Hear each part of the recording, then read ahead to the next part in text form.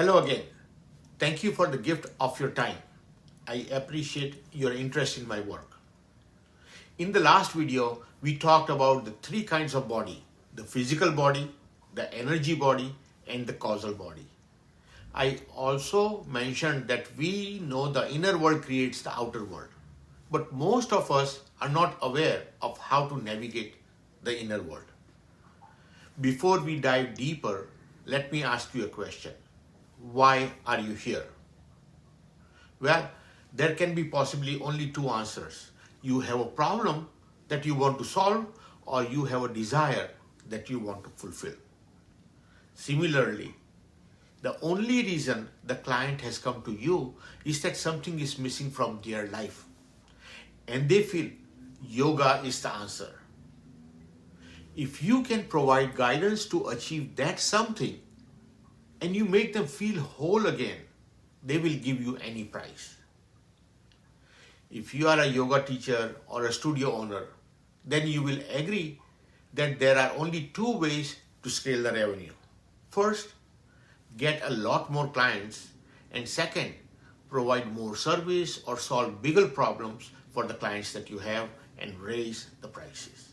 The reality is the revenue you can create is in direct proportion to the service you provide.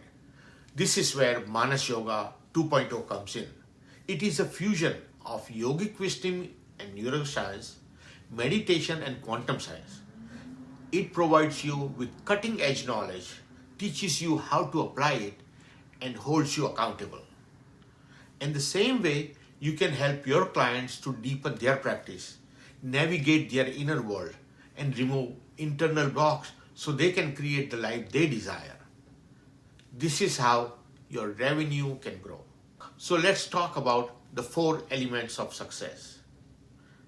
I think it will help me explain better if we use analogy here. Life is a journey.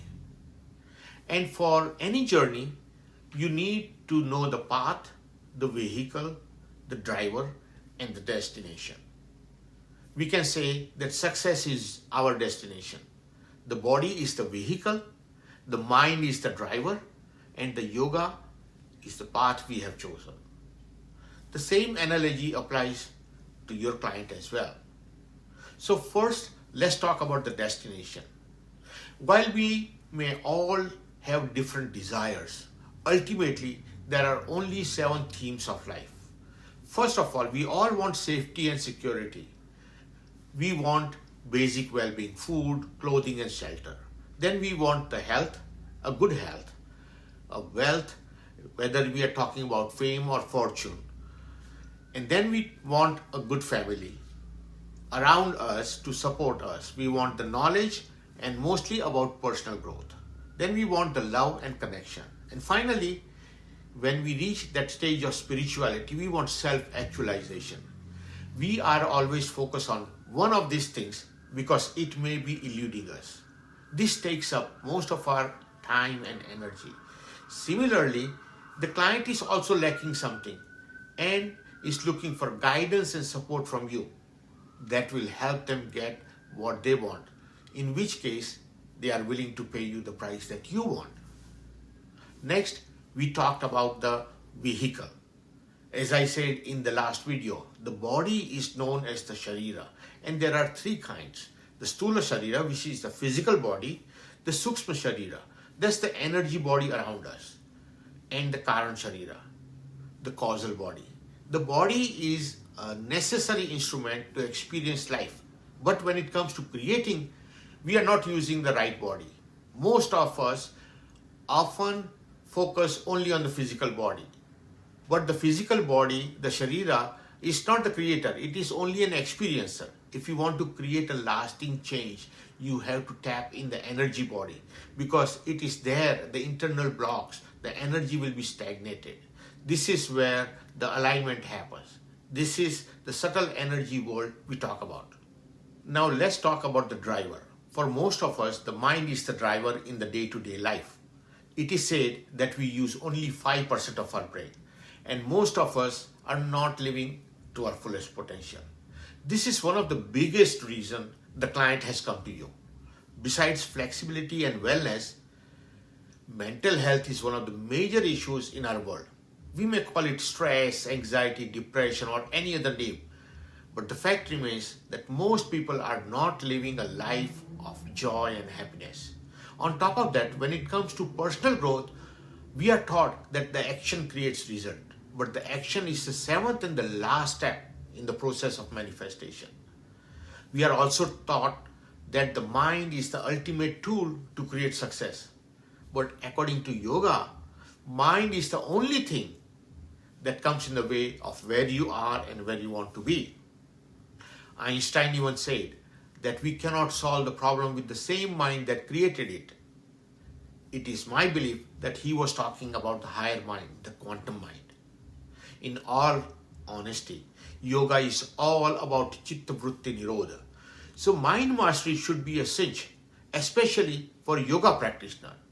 We believe that the brain is the mind, but the brain is made of matter, just like other parts of the body. In Eastern theosophy, the mind is not in the body, it's the other way around. The body is in the mind. It takes a while to wrap the brain around this. But this is the key understanding to solving a lot of life's issues. If you want to expedite the change, this is where it has to happen. And finally, we'll talk about the path. Most yoga teachers begin with 200 RYT and then try to teach yoga or establish a business around it. Some have a big circle and have initial success, but then struggle to create or scale the business. They think they are missing something and go back to get the 500 RYT or turn to marketing expert to help them build the business. Sometimes that works, and oftentimes when this doesn't work, they turn to a life coach to find what's wrong with them, and inevitably the coach turns them to the mind mastery. Now they've come a full circle because mind mastery is where the yoga chitta vritti begins, right? This is the domain of the yoga teacher in the first place. Look, your business will grow only to the extent that you grow. It is not your program, strategy, or marketing. If you are not hearing the music on the radio, that doesn't mean that something's wrong with your ears or something is wrong with the radio. It simply means that you are not dialed in. This is what Manas Yoga is all about. Helping you dial in the things that you desire. You already know that everything is energy. Our body and mind is an instrument to enjoy and experience what we call life. But when it comes to creating, we have to tap into the power of consciousness. This is what yoga is all about. It is all about managing the energy that the body and the mind projects. I call it the technology of consciousness. If this makes sense to you and it's of interest to you, please check out the next video. Also, if this resonates with you and you would like to learn more about Manas Yoga 2.0, how it can expedite your journey, then let's hop on a call. Thank you for your time. Namaste.